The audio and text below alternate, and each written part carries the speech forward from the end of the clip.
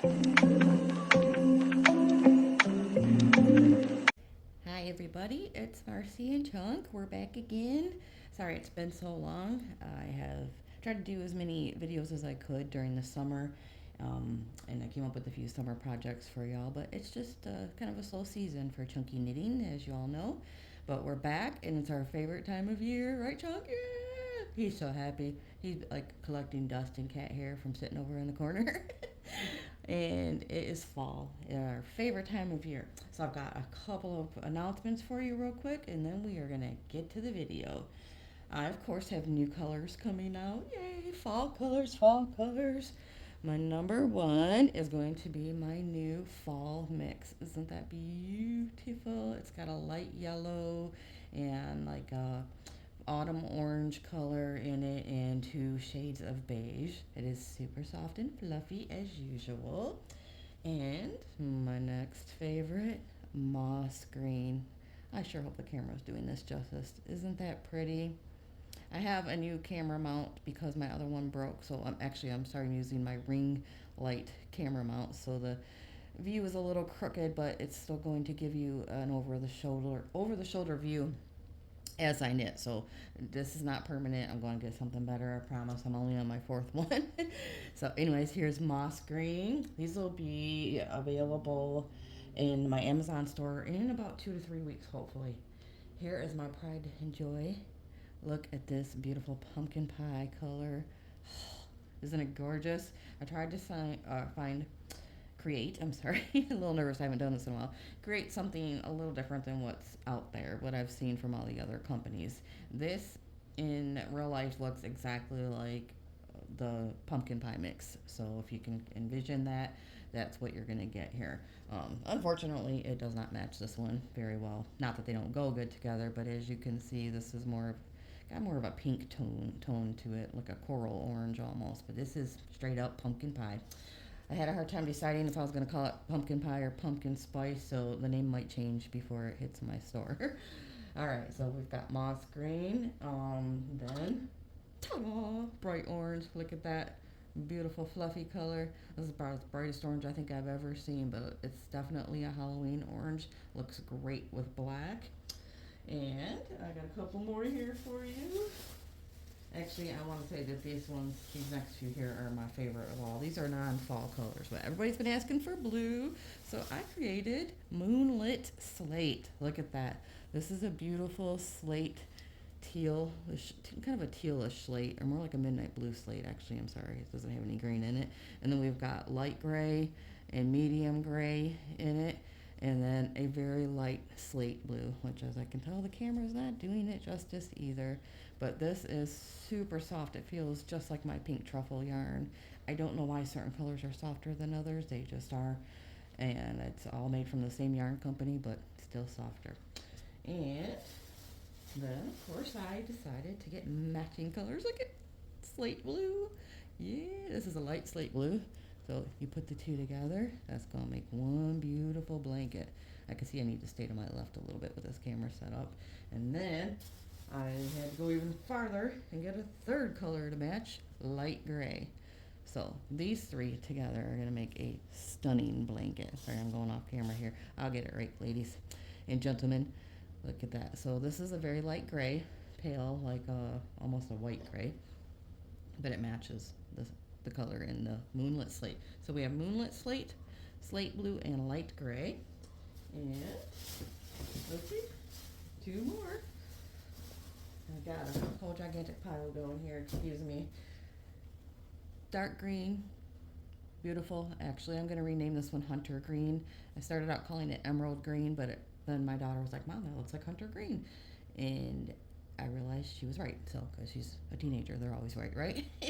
So, emerald green, a beautiful, soft, fluffy, gorgeous color. Going to be great for Christmas crafts and Christmas blankets or sports themes.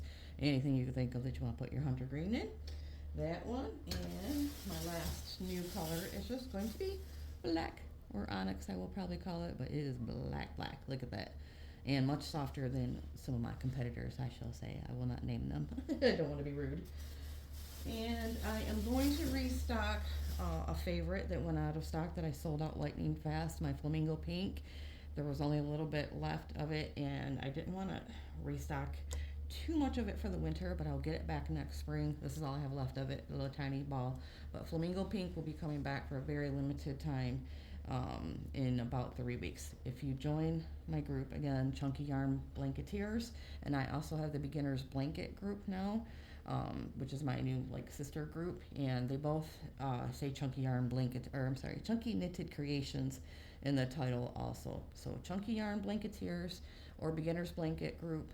Both those are on Facebook, and I'll link them in the comments or the description so that you can join. You'll get notified right when it's coming out. There's probably only going to be about 50 packs of these, unfortunately. It was all I could get without ordering a huge quantity, which I wanted to get fall colors in first. And then I will be restocking yellow because I think it just sold out yesterday. So lemon yellow, which again, I wish it would match this, but it's a little bit brighter, just so you know. Not that it won't look good together, but if you're into exact matches, I unfortunately don't have anything that will match this. But I will say my competitor, Hobby Lobby, who I still love, I get all my crafts from Hobby Lobby. I have nothing against their yarn. I still have a lot of it in my house. And I started out with them, and that's how I learned everything I know is from knitting with their yarn. Hobby Lobby's beige colors, both of them will match. And I think their persimmon is almost the same color as this too. So if you get this, there is other yarn out there that will match it. Or you can just use it alone and make a pumpkin or make yourself a blanket out of that. Okay, so that's it for the new colors. I want to talk about a wonderful new yarn tool that I discovered that I think you guys might know about already. It is called the Fluff N EZ. Okay, this is not my company, but I'm collaborating with the owner of the Fluff N EZ.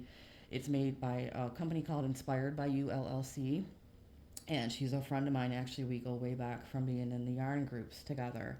She has a patent pending on this awesome, amazing, I can't say enough good about it tool that will make your life so much easier. You will never want to touch a whisk again.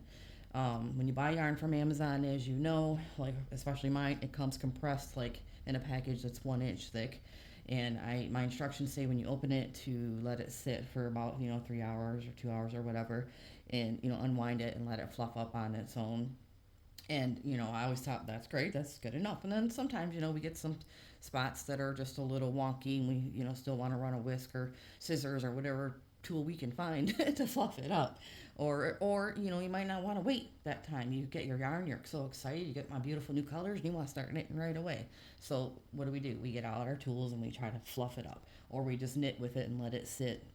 And that's not good. We don't like that. So look at the difference. I don't know if you can see the size is good enough here, but I fluffed this ball and I didn't fluff this one. I'm hoping my camera shows the difference in the width, but this ball here is about an inch bigger at least in length.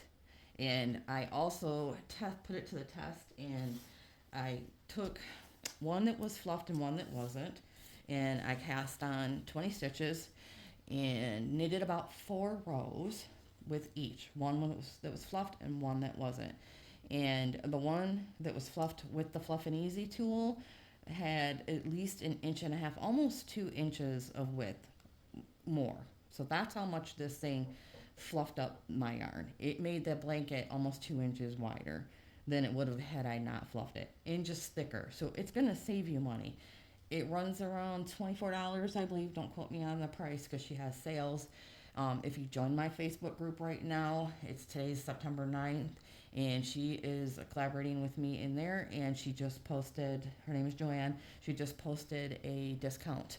So come to the Chunky Yarn Blanketeers group or the Beginner's Blanket group and watch the video, or you can find Inspired by You LLC or look for the Fluff N EZ. I'll actually drop a link in the comments too. You can find her all over on TikTok. She's really, really getting big on TikTok, demonstrating how to fluff the yarn. I'll use it a little bit here in a minute when we get started with the pumpkin to show you. And excuse me, I'm sorry, Joanne, I did not clean mine, but it does have some yarn fuzzies in it. You just pick these off with your fingers. You can burn them off or get some scissors. Sometimes you get, pieces wrapped around there. But I'll give you a quick demonstration. She's so much better at it, so please go and watch Joanne do it. All right, let's make a pumpkin and a pumpkin tower. So for my pumpkin tower, this is gonna be a combo video. I'm going to use my pumpkin pie or pumpkin spice and my moss green, and then a dark brown that I am going to release later on. So we're gonna first start out with a single pumpkin, and then I'm gonna show you right after that how to make a stacking pumpkin or a pumpkin tower.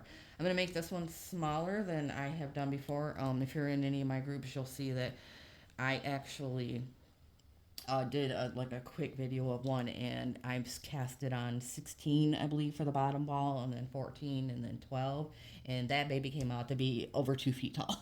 So we're gonna do this a little smaller. You can do it any size that you want when you're doing the tower.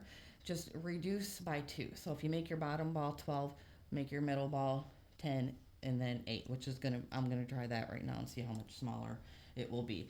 Um, Anyways, so to show you quickly how to use the Fluff N EZ, I've already fluffed this yarn, and I've even fluffed this one here. I'll just show you. I'm not going to use this today, but this is one here that I fluffed, and you can see how thick that is.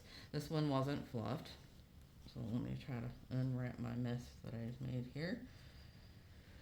I hope I'm staying on camera well. This is not my normal spot. So to use the Fluff N EZ, it's going to be kind of hard for me because I don't have the camera facing me. You take your yarn, okay, and you're going to put it into this thing, right? But you got to push down until you hear that click, okay? Because I first used it, I was like this. I'm like, oh, it's not doing much, you know. Then I went back and watched her instructions and saw you got to push it in. You'll hear the click, all right? And then what she does is she goes back and forth, up and down with the yarn. She kind of holds it like up against the table. You can't see my belly, hopefully. And let's see if I can do it the way she does. If not, I'll show you a trick that I learned myself.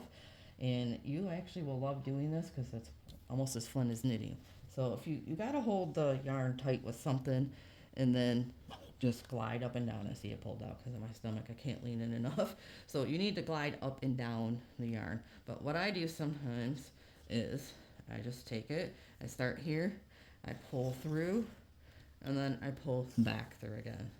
So if you're somebody like me, I have a bad back, I can't stand up very long, I can't stand up and kind of hold it, in between me and the table. You can kind of do this, or as Joanne taught me, she sits at her chair or like on the couch and puts the yarn down by her feet and holds it with her slippers and then pulls up. So you just have to hold it taut so that you can rub up and down the yarn, okay? But this works pretty good too. So I'm going to go back and forth a couple times, and you'll see the difference in how much this is fluffing up this yarn. With even with my yarn, as beautiful as it is. And, I should have showed you before, but, look how fluffy that is now. This one's fluffed too. Let's get to a spot here. Sorry, I'm not very good at demonstrating. I want to find a yellow spot. All right. This has been fluffed. This has not. Okay? Fluffed, not fluffed. Kind of hard to see on my camera. But her demonstrations, they make it, much more clear. So, sorry, Joanne. I tried to do the best I could, but I don't have the right setup here right now to, actually, hold it tight against me. Because I have to have my camera thing over my head. All right. So, yes, definitely game changer. Best tool ever made. Can't say enough good things about it. Get you a Fluff N EZ. All right. Let's make a pumpkin. I already fluffed this, but the end of it got kind of crushed again. So I'm just going to run it through. And the nice thing too is if you're knitting a blanket and you do this move that I'm doing and you noticed you missed a spot or you just didn't feel like fluffing your yarn, you can clamp this right onto your blanket and run it, back and forth a couple times. The next strand of yarn that you're going to use, and do it right while you're knitting. I will never ever go without this thing now because it just makes the yarn so much better. In us Amazon sellers, we have to put our products in storage at their warehouses until they sell, and so of course we have to rent space there, and so we want, and they charge you by the space, and you want to take up as little space as possible, so that's why we compress our yarn down to nothing almost so that we can save space. All right, let's cast on 12. We're going to be making knitting in the round just like we do for any plushie or stuffed animal or ball or anything round that you're going to make, even when you start out a hat. All right, so we're gonna need to leave a tail, you know, usually good 10 inches just to be safe. And cast on stitches don't need to be loose like for a blanket, so just make them barely 2 fingers. If you don't know how to make a cast on chain, go back to my beginner blanket tutorial where I do it nice and slow and make it easy for you. Oh, I forgot to go through our supply list. We are going to always need scissors and a lighter. If you're like me and you do the burn method, you'll need a lighter. And you're going to need some polyfill. I do that in every video. And then if you want to, you're making a single pumpkin, you can decorate the top of it. I'm going to show you how to do that. I'm going to show you how to do it with decorating it, or if you don't have supplies and you don't want to decorate the top of your pumpkin and you just want to make a stem, I'm going to show you how to make one with brown yarn. So I probably shouldn't make brown my top, I'll make him my middle. Try to remember that. So I'm going to cast on 12 because this is going to be my biggest one. I think we're 1, 2, 3, 4, 5, 6, 7, 8, 9, 10. See, that one's a little too big. 10, 11, and 12. And of course, I forgot my stitch marker. I need somebody to buy me 5,000 stitch markers and send them to my house, okay? Because I'm always forgetting. But you know what? Hang on. I got a hair clip in my hair. Alright, so we're going to knit in the round. So we're going to take this and make it into a circle. Okay, we had a cast on of 12. We're going to make it into a circle. Alright, like this. Take your yarn. Put it through the first, this is your tail, okay? Put it through the first stitch. Try to keep that stitch because you're going to need it. And then flip it up like that, okay? Make sure I didn't twist it. I think I did, sorry. Sometimes the chain gets twisted when I do that. So it might be easier to just go like this, okay? Join it together, can you see that? All right, so you got your cast on chain, flip it over, bring it together like that, okay? This part here, some people don't pull their tail through here, they just clip it together, and that's fine too. It can make it a smoother like transition at the bottom if you do it that way. Alright, so let's count and see if that's going to give me 12 loops, because I'm going to use that one, and then this is the first one, this cast on chain. So 1, 2, 3, 4, 5, 6, 7, 8, 9, 10, 11, and 12. That'll give me exactly 12, okay? So we're going to want to use that stitch. And if you don't get exactly 12 and you knit 11, your pumpkin's still going to look great. It don't matter. You can just stuff it a little bigger. Alright, so pull through the top, find your next opening here, the top of that stitch.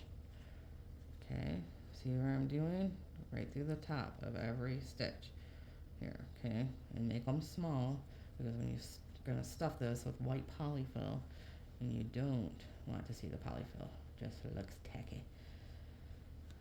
I wish they made colored polyfill, because I am one of these people that have a really hard time knitting small. I can't. Whenever I do plushies, I end up making the stitches too big sometimes, and I get so frustrated that I can see the polyfill. So just keep going all the way around, pulling through the top, okay? This is your working yarn, this is your tail, okay? Just keep going through. Pumpkins are probably one of the easiest to make, I'm telling you, and fun. You can do so many colors.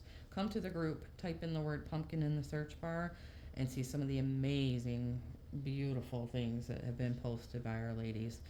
One lady did a Halloween themed one that I just love. I'm going to make too. It was black and purple, and she decorated it with black and purple Halloween decorations, like sticks and things, picks that she got from the dollar store, I believe. And just, I mean, you can sell these things for 40 bucks or so too. That's what most people do. They go great at craft fairs. Sorry, I'm gonna unwind some more yarn here so that I don't have to keep doing that. Okay, so we cast on 12. Got 12 stitches, and we're gonna knit 12 rows. Pretty easy, right? Cast on 12, knit 12, Close up the bottom, stuff it. See, my stitches are too big. And close up the top, and then add on your stem. If you hear me say gourd, please don't laugh at me. I don't know what it is with me.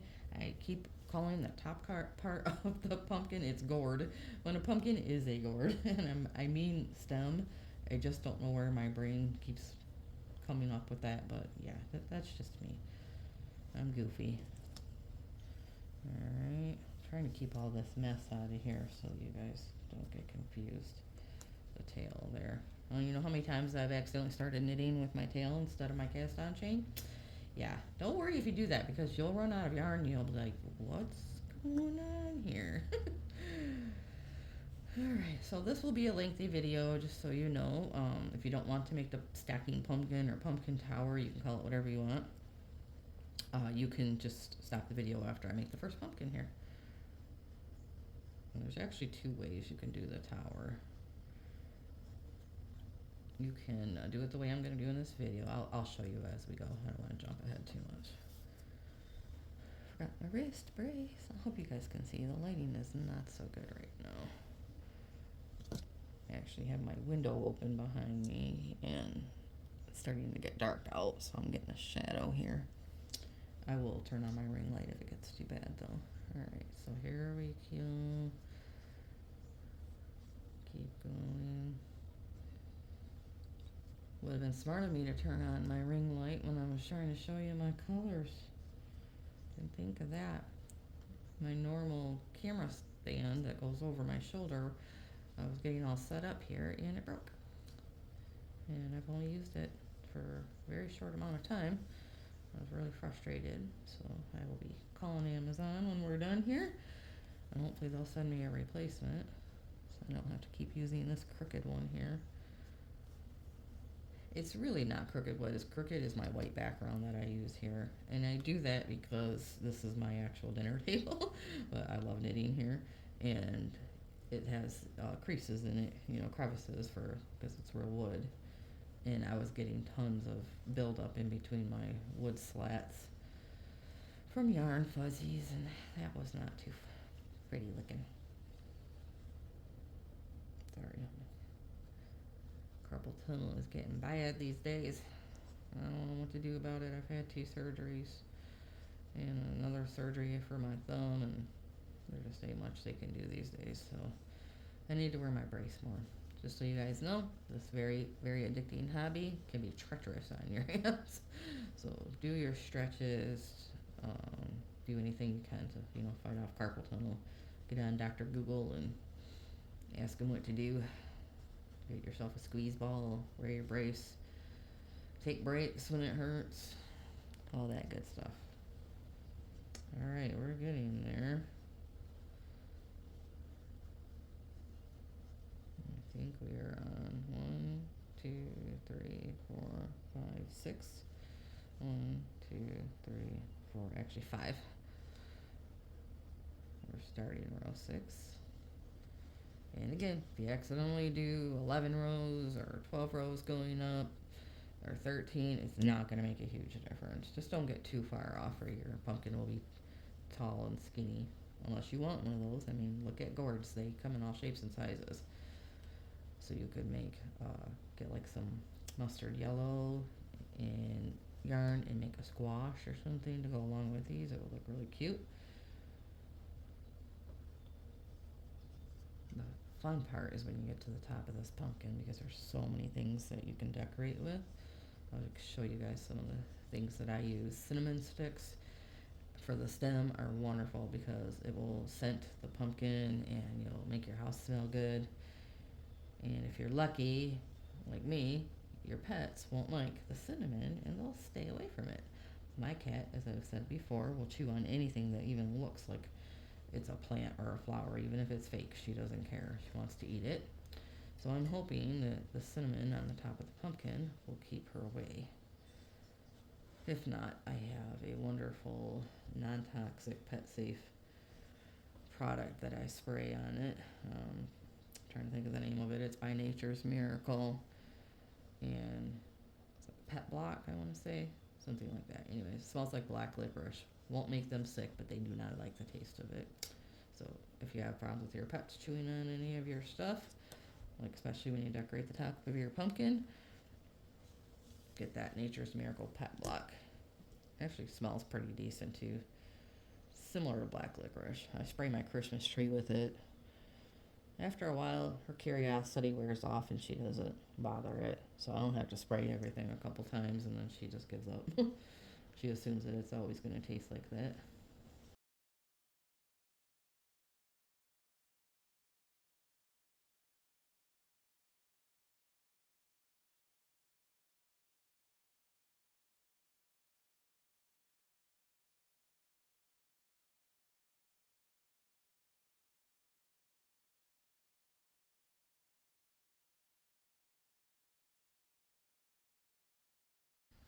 Oh, another thing you can do, mix stitches. This looks really beautiful if you do knit and purl stitches. It gives it a really good texture, like the pumpkin indent, how the sides of your pumpkin, they're kind of indented in, because this is going to look kind of more round, more of a round pumpkin. So if you do like, let's see, purl two, knit two, it gives it more texture. Or knit one and purl three, anything you want. You can even do, I've done a herringbone one before. It was tough, but I got it together. I've never tried a cable knit pumpkin, but not saying it can't be done. Let's see, 1, 2, 3, 4, 5, 6, 7, 8, 9, 10. We're on row 10. That's how you count. In case you didn't know, you stick your finger in the loopholes, and then you can count your rows. It's easier than trying to like pick at the stitch and count.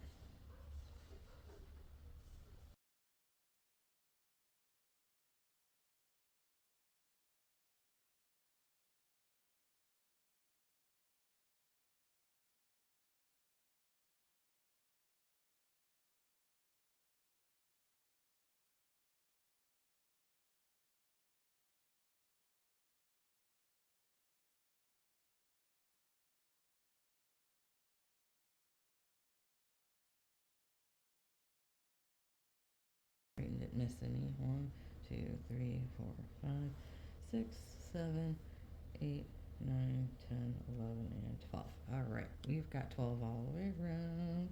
So now we can unclip this and we can close up our bottom just like we do any other plushie. I'm going to leave this here because I need it to cast on the top. All right, so you've got your working yarn, or I'm sorry, your tail, and you're going to go through the top, which was the bottom of the stitch initially, but I flipped it around, so now it's the top of the stitch again. You're going to go from the inside out, okay, through each stitch. But what I want you to do, because this yarn is even thicker now that I've fluffed it with the Fluff N EZ, is to cinch like every 2 stitches at least, because sometimes we end up with a hole at the bottom that we can't close up. Sometimes you can, depending on what you're knitting and what yarn you're using, you can run through the whole thing and then cinch it all at once. But just in case, we're going to do it every 2 stitches. Okay, so that one I already went through. See, if you're not sure, just follow your yarn back out. All right, this one I didn't do. You don't want to miss one.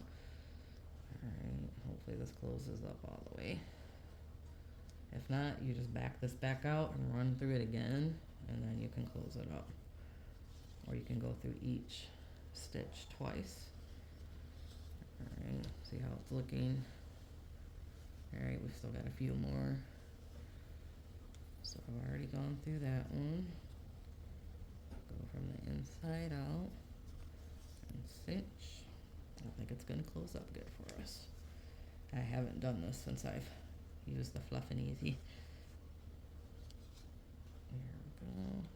It's actually making it a lot easier. So it's already closed already, and I still got a couple more to go through. Yep, look at that. So the Fluff N EZ definitely made this a lot easier of a job here, because it's so thick it just closed it right up. Look at that.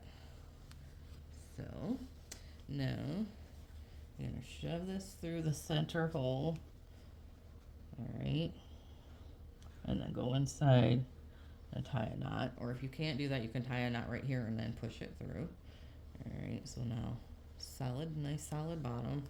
I'm gonna go inside and just tie a knot. I can't know if I can show you that, so that it doesn't come undone. And then just leave the yarn in there. It'll be extra stuffing, unless you want to cut it, because we all save our scrap yarn for scrap blankets these days. But there's not that much in there, so I'm not gonna worry about it. So inside there, I just tied the knot at the end of the last piece. And then there's the bottom. Now we can stuff our pumpkin. Big giant bag of polyfill. This stuff is super cheap at Walmart right now. Sometimes, I mean, you gotta really look at the measurements and the price, because there's like a smaller bag. I think this one is 16 ounces, and I think the 12 ounces was actually more than the 16. I don't know why. I don't know if they mispriced it, but it's been like that for a while. Actually, I've been lately trying to pull out my polyfill, pull it apart and fluff it up more.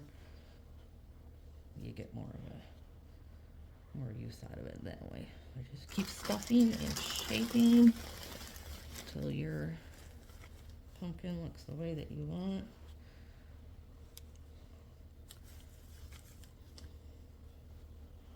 Shove it down in the sides there. This is the fun part. I love stuffing.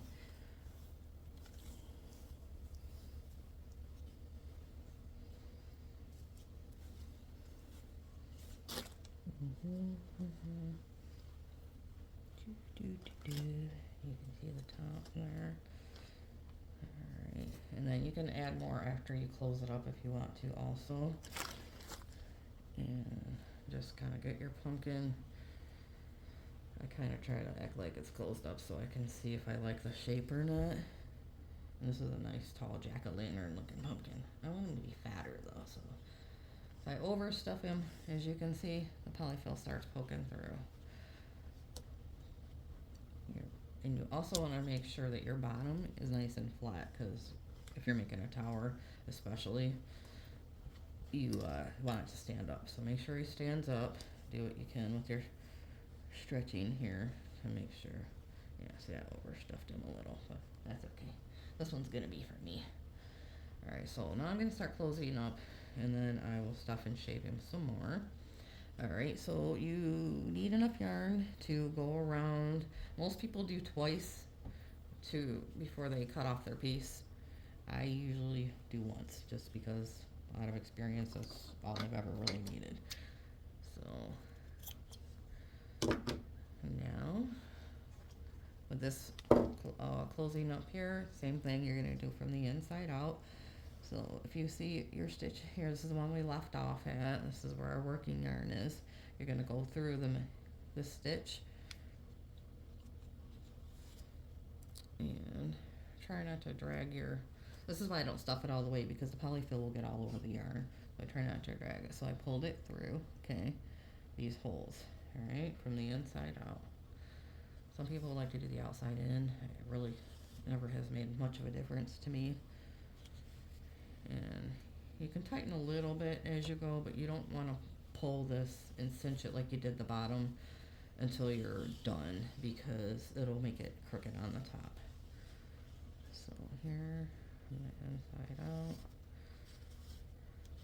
See, I'm wanting to like pull it tight, but because that's how I do the bottom. But if you do that on the top, this side will close in and it'll look all wonky. So try not to. I mean, if you run out of yarn, you can pull a little bit. Get it through every stitch. Make sure you don't miss one. If you do, just back it out and do it again.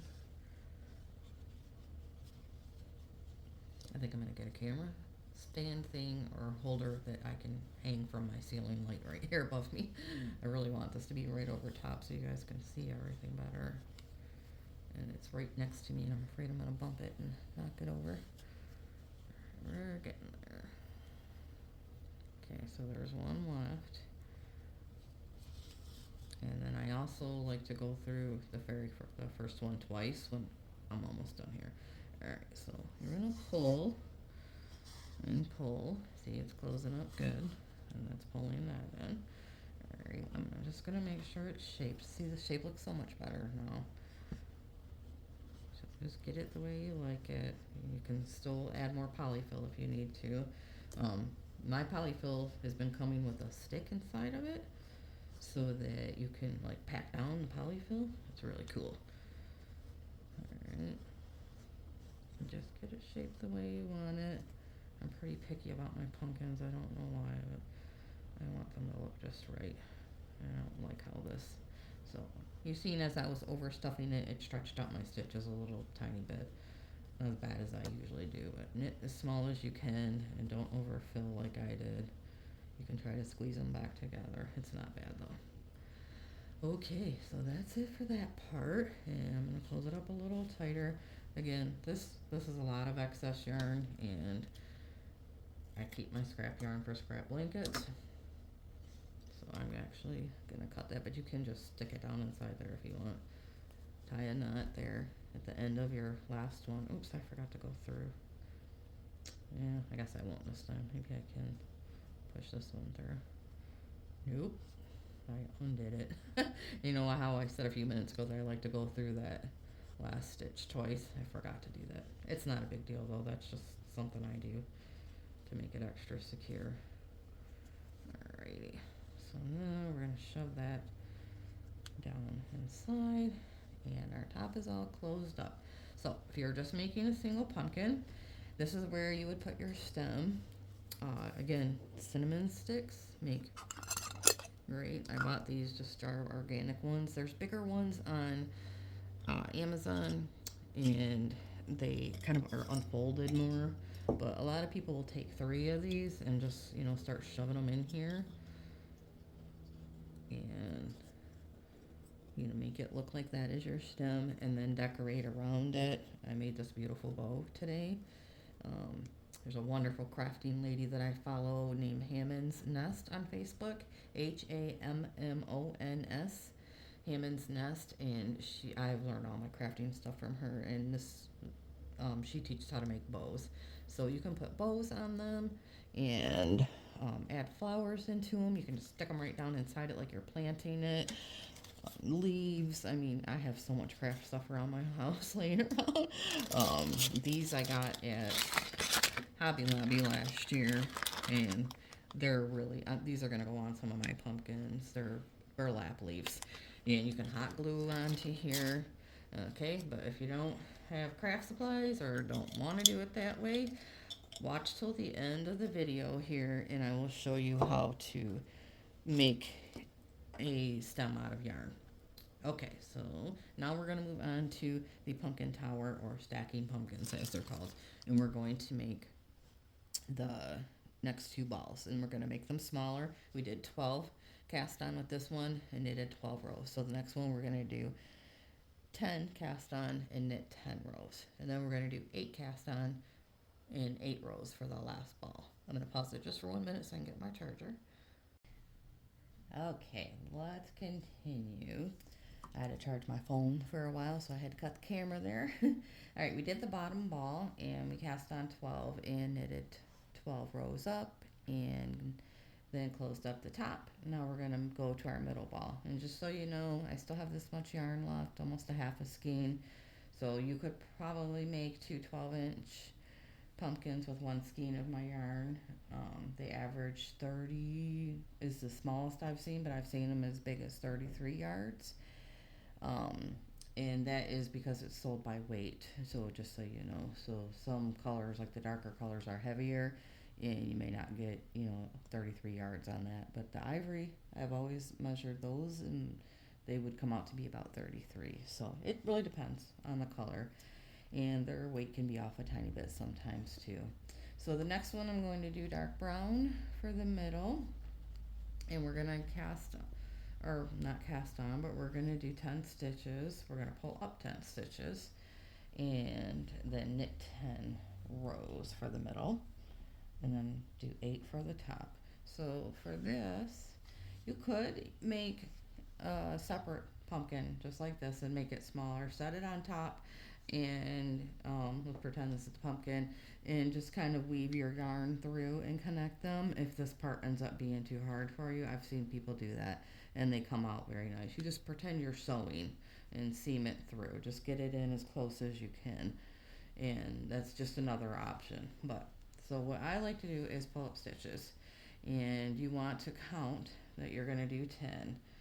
So since we had 12 cast on, we're actually going to have probably 24 places that we could actually pull up stitches, but we only need 10. So I usually count about where I'm going to put them, and then make sure that you want it to be a perfect circle right here. You don't want to pull up one here and then your next one be way out here, because then your pumpkin is not going to be round shaped on the bottom.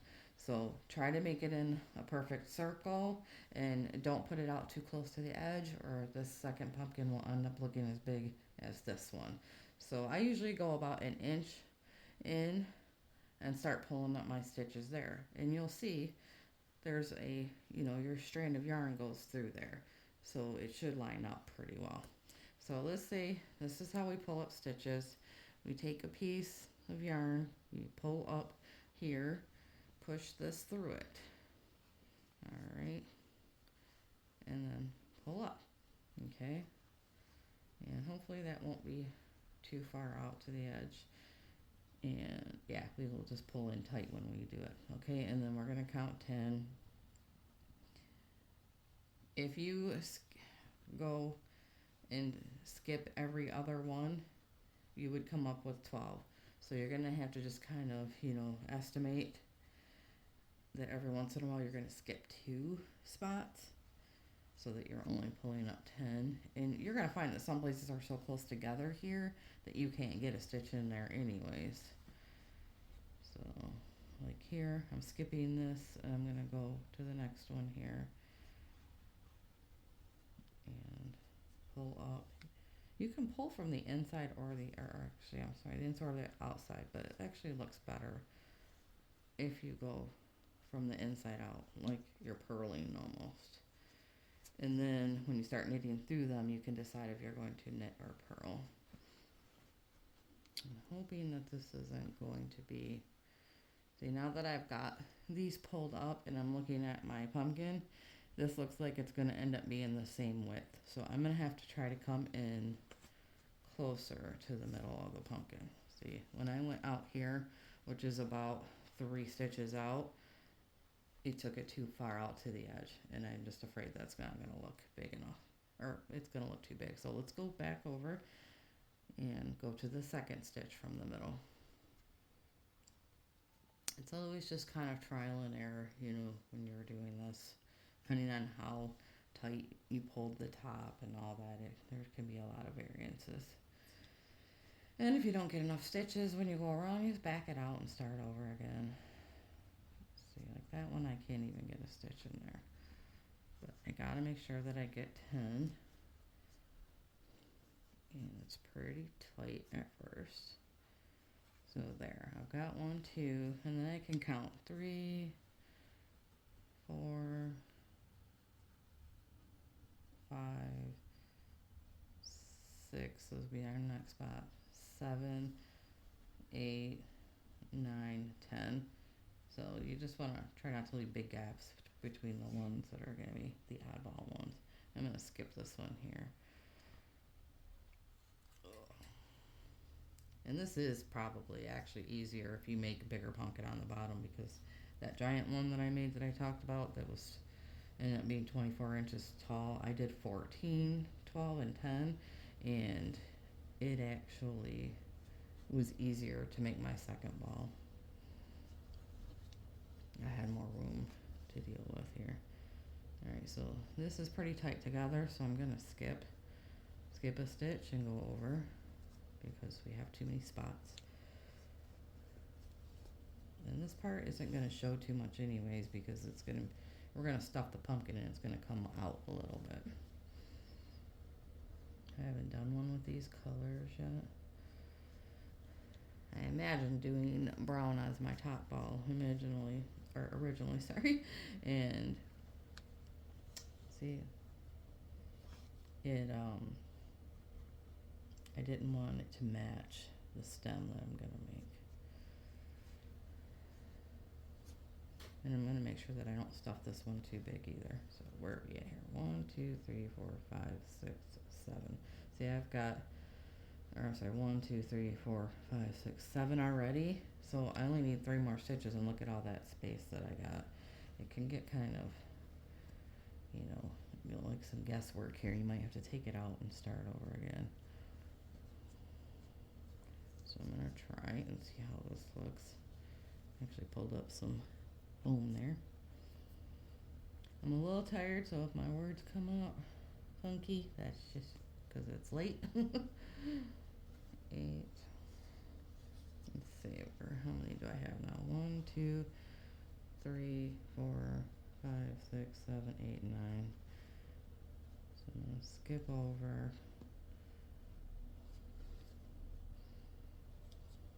to 10. Probably wouldn't be horrible to do 11, but I think when I start knitting now, see how I have that gap there, I'm just going to pull these two close together when I start going in the round. So 1, 2, 3, 4, 5, 6, 7, 8, 9, 10. Alright, and now I'm going to go from the inside out. It looks like I'm purling, but it's going to look like a knit stitch on the outside. And if you want to make the middle one purled, you can. You can put a pattern there, and don't put a pattern on the bottom, however you want to do it. Again, if you come to the group, you'll see where the ladies have done different patterns on theirs also. A lot of people really like the purl stitch for the pumpkins. I've seen a lot of those lately. About 20 of them today alone. We're all in the pumpkin mood right now. It's the beginning of September. So, I mean, you could easily flip this around too so that you can see better and do your knit stitches. I just get used to knitting from the inside out. I pulled up some polyfill there. I always run a lip roller over this when I'm done too. So if this is easier for you, just flip it around and do your knit stitches. Remember, the purl stitch is just the back side of a knit stitch. There's no difference. It's the same stitch. If you're doing a blanket that requires knits and purls, you can just do your knit rows first, and then when it comes to the purls, just flip the blanket over and keep knitting. Flip it back over and you'll see it's a purl stitch. And I think I mentioned this already, but this is also how you would make a snowman. You can make him 3 balls or 2. For some reason, everybody seems to do chunky knit pumpkins with just 2 pieces to the snowman. Probably because they get really big if you don't. Alright. We're going to get this up to 10, and we're going to stuff it, close it up. Just make sure your bottom ball is shaped exactly the way you want it. I'm going to push him down and flatten him a little more. He's getting stretched out right now, so that way they'll look more proportionate.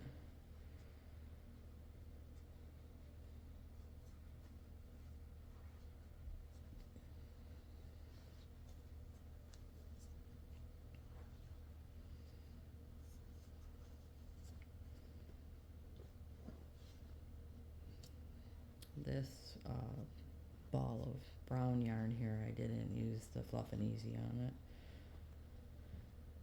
But it really wasn't crushed that bad because I've had this for a while, so it's had plenty of time to sit and fluff up on its own.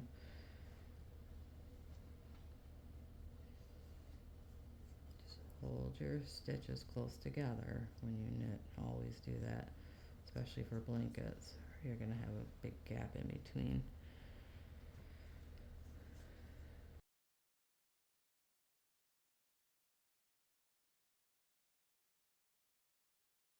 Okay, so I knitted 10 all the way up, and as you can see, it looks like a sock or something. It's kind of funny looking. So now we're gonna stuff it with our polyfill.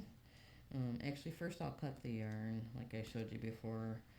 I make it long enough just to go around once, but it kind of depends on how tight you knit, I guess, because some people make theirs uh, long enough to go around twice. Select some polyfill. Fluff it up a little bit. Stick it in.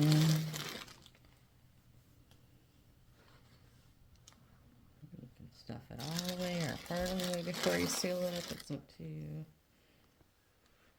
Just don't close up your top completely until you're sure that you like the shape of it. Flip it around. Okay. And then you can kind of hold it together and see. Yeah, I don't like it. It's not wide enough, so I'm going to stuff some more polyfill in there. Stretch it out a little bit. Luckily, I knitted this one really tight, so it's not showing yet.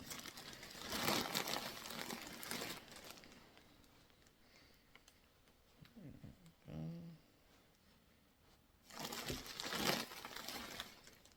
And give it some more stuffing. And then just kind of hold your top closed and push down a little bit and see if you like the shape. Okay. And I think I'll fit a little more stuffing in there. Let's see what we can get. I'd like it to be a little bigger. Sorry, I'm going to go off camera here for a minute so I can stand it up on my lap and stretch it out better. One of these days I will find the perfect camera setup.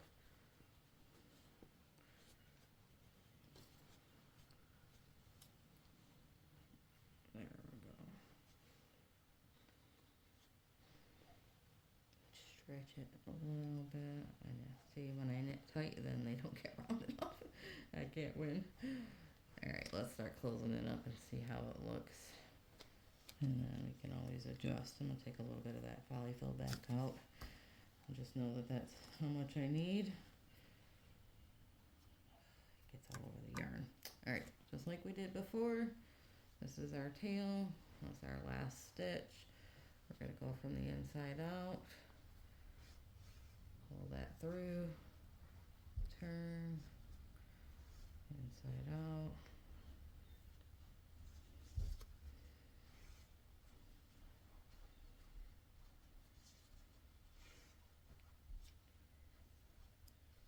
I have to say this did turn out a little, the shape is a little better on my bigger one that I made, but it was just so huge I didn't want to make another one like that.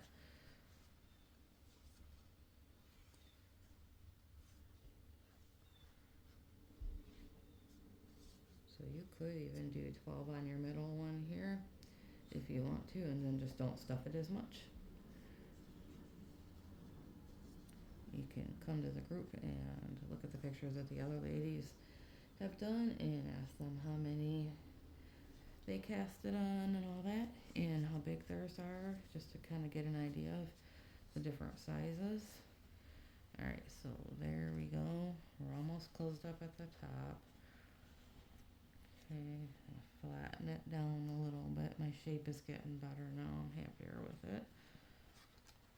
And you can see where it's connected there. It looks, you know, almost seamless. Alright. Let me put a little more polyfill back in here. I'm really picky about this part, so bear with me here. It's kind of easier to get it more rounded on the top once you've got it tightened up like this. And then you can push your yarn over and make your shape better. There we go. I gotta get this right because I can't open it back up once I put more in there. And I want to keep it. Here we go. Yeah, he could be a little bigger. Let me just see.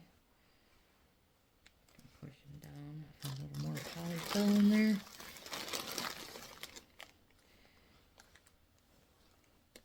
And the thing you can consider doing, like I said before, is like maybe when you make the first two balls, get like a stick of some sort and put it right through it and right through the top hole on your first pumpkin here, just to make it kind of stand up better if you feel like it's too floppy. I don't know if I would try it with all three of them connected. Alright, let's see how we're looking now. I know it's hard for you to see on camera his shape, but he's looking pretty good. And I will, of course, post pictures. Yes, want to get him more pumpkin shape. There we go. Now he's nice and wide. Alright, let's close him up. Let's see if I can make another one. So this is what I mean. See, this was my last stitch. I like to go through the first stitch again before I close it up, because then it just gives it a better grip there. Alright. So again, tie this off. Trying to show you how I do it. I just take my finger, bring it around, and pull tight. Get yourself a nice knot there. So people do it twice. And then I shove the yarn down in there instead of cutting it this time. Just keep poking it in. No two plushies will ever come out the same. Alright, it's going to look better when we throw the green on top, I think. The color is going to brighten it up a little. Alright, let's look at my gigantic moss green. Look at how big that is. Nice and fluffy. These are going to look great together. Alright, let's do the top ball, and then I'll show you how to make the stem. And then you can come to the group and look for ideas on decorating. This yarn has been fluffed with the Fluff N EZ. Look at that. Just like so thick. It's almost like 3cm yarn. I should have got my measuring tape out. Actually, I do. Let's see how thick it made it. My yarn usually measures about 3/4 of an inch. Let me get this out. And we are looking at, yep, a full inch thick. Pretty nice. 3cm yarn is hard to find, and it's great for blankets, but it's hard to knit with anything else. Alright, we're going to do the same thing. We said 12, 10. I'm going to pull up 8 stitches from the top here, and see if I can get it close. I haven't done one this exact size before, so bear with me here.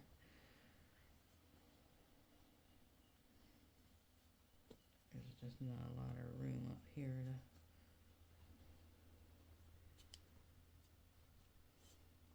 I don't have much of a choice of where I have to pull up my stitches, I guess is what I'm trying to say. So pull them through. Pull them through. You can, like this piece, I've never had a problem with it coming out, but you could burn it to here. You could tie a knot here first just to kind of keep it pulling through. Just depends on how rough you're going to be with it, I guess. Alright, so I'll pull up here. You don't want to pull like the part that's going long ways like that. You want the string that's going through. That's where you're pulling your stitches through. Because if you do it the other way, they're just going to turn sideways on you. Okay, so here I'm going to remember to try skip 2. Just leave a gap there.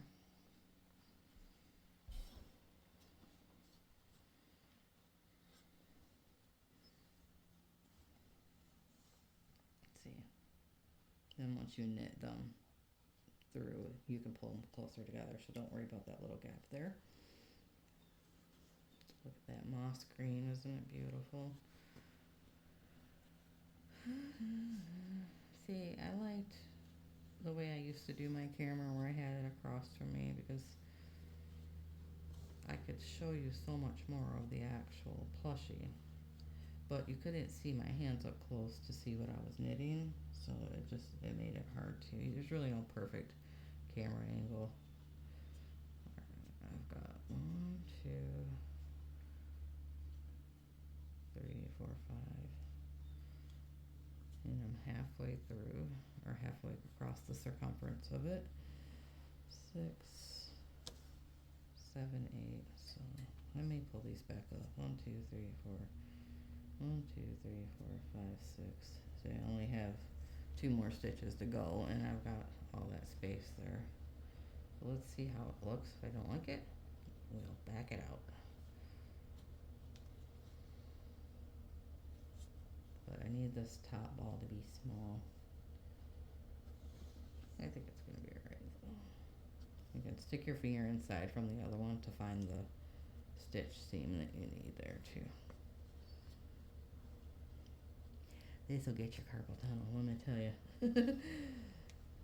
Alright, so I've got my circle finally. 1, 2, 3, 4, 5, 6, 7, 8. I always count my stitches 100 times when I'm doing this to make sure I didn't pull one out or miscount. Alright, so we're going to knit through these just like we did before. Do some purling from the inside. Turn it. Push your stitches through. Okay, grab the other one. Knit through. Technically I'm purling, but I'm doing it from the inside out, so it'll look like a knit stitch on the outside.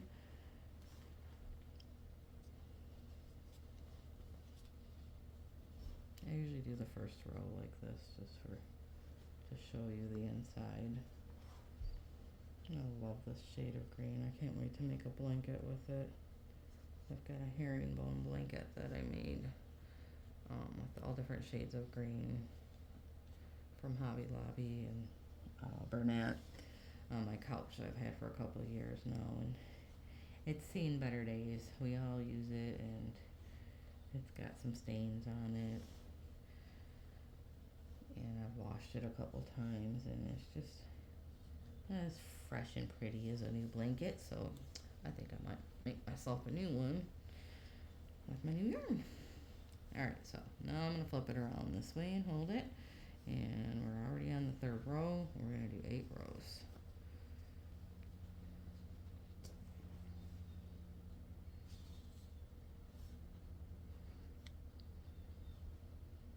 Looks like I've got better lighting in here now.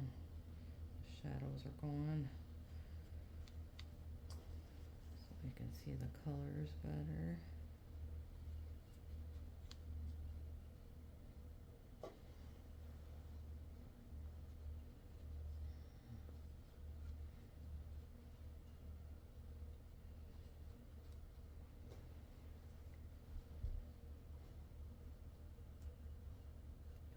Tight together, knit through. This thing's getting pretty big, so I'm sitting about 2 feet back away from it, trying not to drop it.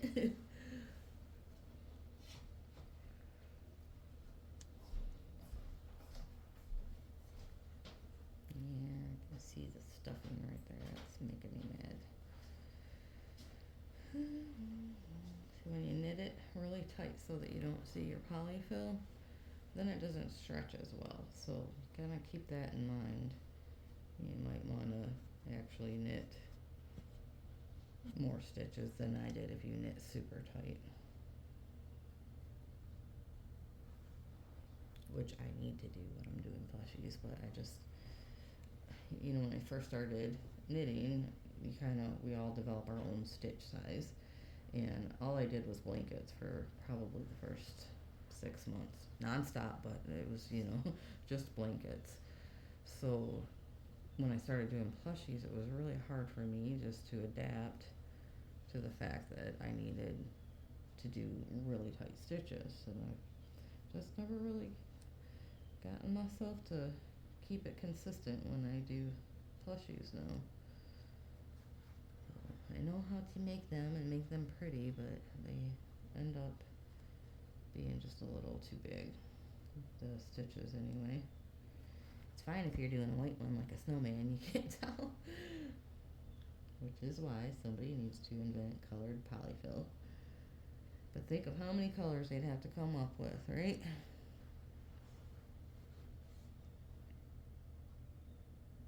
Hopefully y'all can't see my messenger messages popping up on my screen. They say it doesn't show when you're recording a video. I should have put my phone on D&D, but everybody from my group messages me throughout the day. I can see their messages popping up right now.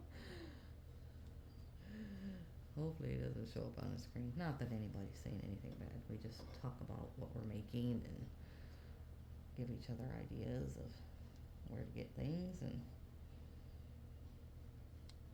there. Okay, sorry if my hands are covering it, but I really am just doing your basic knit stitch. See, hold it together, push through from the back, pull up just like you would for a blanket.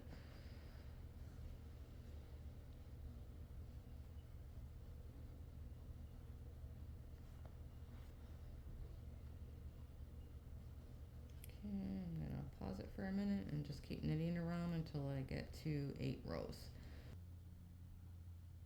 Okay, I knitted 8 rows, and I'm gonna go ahead and kind of stretch it a little bit this time before I plush it, or before I stuff it. It is very late and I'm very tired. I always do these at night because it's the only time I have. Alright, so this is, like I said, a smaller pumpkin collar, so that I will measure it when I'm done here to give you kind of an idea of how tall it would be. I would guess, since each row is about an inch, that, what did we have, 12, 10, and 8, it would be about 20 inches.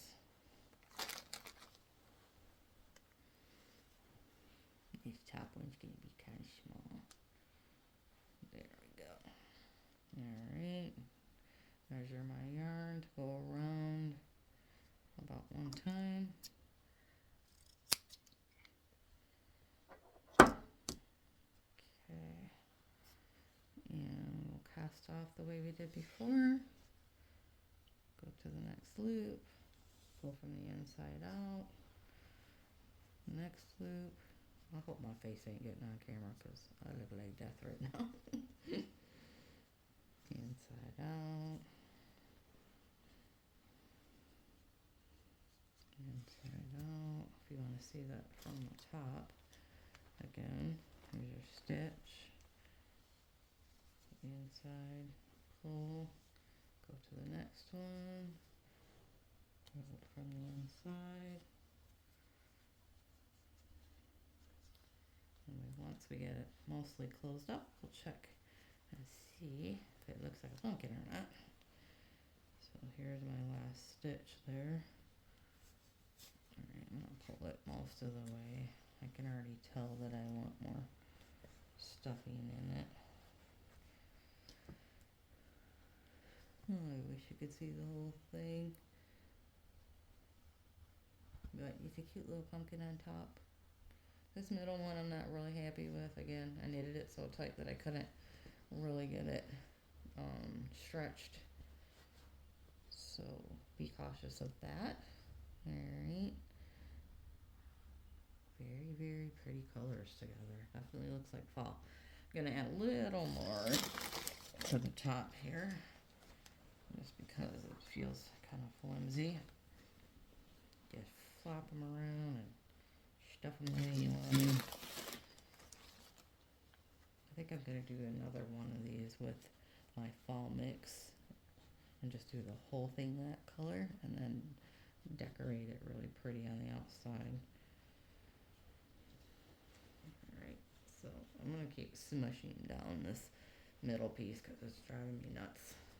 There we go. He's starting to look more like a pumpkin now. Really pretty though. I love these colors. Alrighty, let's close up the top and I'll show you how to make a stem. Alright, so that was my last stitch. Here was the first stitch. Pull that through again. I know it can be kind of confusing, but it's just like you're starting over and going back through again. Alright, got just a tiny hole there. I can pull it tighter, but I really don't need to because I'm gonna stuff this in there. And to make the stem, If you want to make it out of yarn, you just pull up 2 stitches across from each other and knit back and forth through them so that they stand up. Alright, there's the top. Here we go. Let's get a little more brown yarn. Finish this up. One of my longer tutorials. It's gonna always fast forward through the boring parts. Like in the beginning where I kept knitting. See, this looks crushed to me now. So I'm gonna pop my Fluff N EZ on there and run it back through a few times. Just to make sure. I'm sorry, Joanne, if this is the wrong way to do it. Definitely you want to fluff your entire skein first and do it the way that she teaches you in the videos. Don't be like me, okay? This was just kind of necessary. Alright, so we're going to pull up 2 stitches across from each other. Just kind of find your placement. Get it really close to the middle, you know. Maybe don't pull up where you ended off. Actually, leave a long string here. I think it works out better when it's casting off. Alright, and then I'm going to go directly across from it and pull up another stitch. I can get this tail out of the way. Kind of the way I did the Peep bunny ears, but with only 2 stitches. There we go. Alright, so this is that tail. Just ignore it for now. So we have these 2 stitches here, okay? See them from the side. 1 stitch, 2 stitch. Alright. So where was I? Alright, so we're going to knit through them with your working yarn. Knit through that one. Go across. Ignore this tail there for now. Knit through there.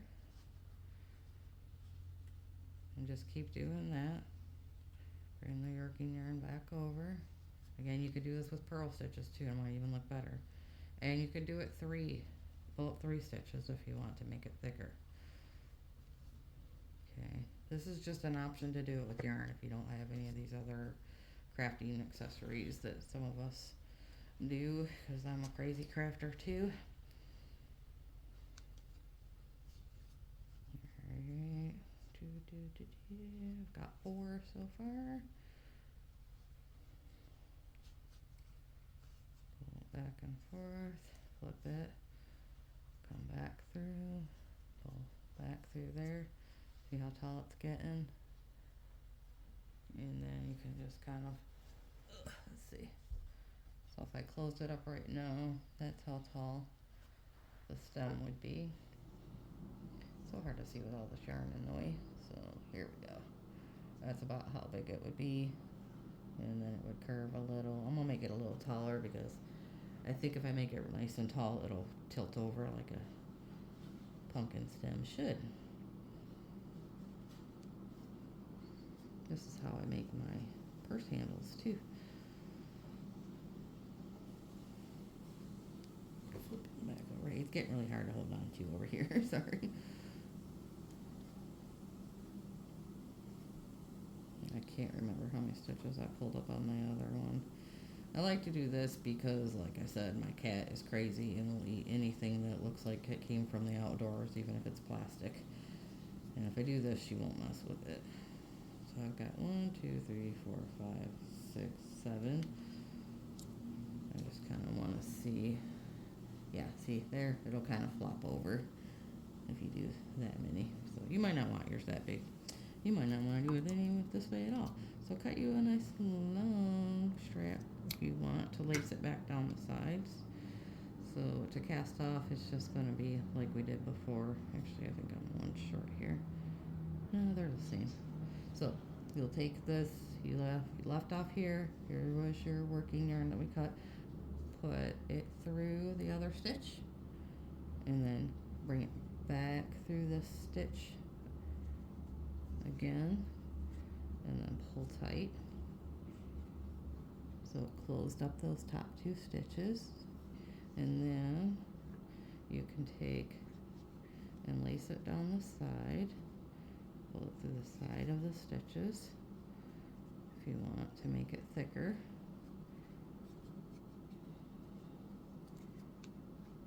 If you make it long enough to lace all the way down, you'll be able to tuck it in right here, which I obviously didn't. So I'm going to try to skip a stitch here and see. And this will make the stem thicker too. Alright, push that through, and now I'm just going to get my trusty lighter, burn that little piece, set them on fire, and then stick them to the side. Just got to get it a little warm. Just enough to stay in place. See, burning isn't just for joining two skeins together. Alright, so, and then in the beginning, remember I left this like that. I do this just to make the stem a little thicker. You can bring that one up this side. But you don't have to do that. You can just cut it shorter and leave it. Yeah. Get that through one more time. If you get it just right, you don't even need to. Yes, I didn't even need to burn that one. Alrighty.